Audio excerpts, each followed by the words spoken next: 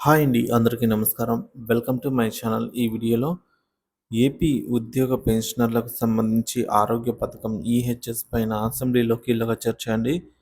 మరి దీనికి సంబంధించిన పూర్తి వివరాలు అయితే వీడియోలో తెలుసుకుందాం. వీడియోని ఎక్కడే కానీ స్కిప్ చేయకుండా ఎండ్ వరకు చూడండి. అప్పుడే ఇన్ఫర్మేషన్ పూర్తిగా అర్థమవుతుంది. వీడియో చూస్తున్న ప్రతి ఒక్కరు వీడియోకి అయితే లైక్ చేయండి. ఈ వీడియోని తోటి ఉద్యోగ పెన్షనర్ మిత్రులతో అయితే షేర్ చేయండి.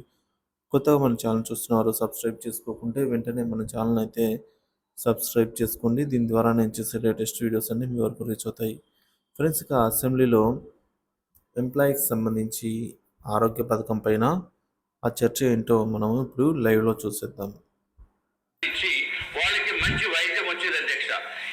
ఎప్పుడైతే ప్రభుత్వంలోకి విలీనం అయిపోయిందో ఏపీఎస్ఆర్టీసీ, వాళ్ళు ఎక్కడికి వెళ్ళినా మాకు ఆ పేమెంట్లు ఇవ్వలేదు అంతకుముందు, అందుకని మీకు ఇక్కడ మేము ట్రీట్మెంట్ చేయము, మీరు బయటికి పోండి అంటే వాళ్ళకి పాపం ఎక్కడికి వెళ్ళాలో తెలియనటువంటి పరిస్థితి. బయటికి వెళ్తే ప్రైవేట్ హాస్పిటల్స్కి వెళ్తే విపరీతమైన పేమెంట్ డబ్బులు అయిపోతున్న పరిస్థితి కూడా ఉంది.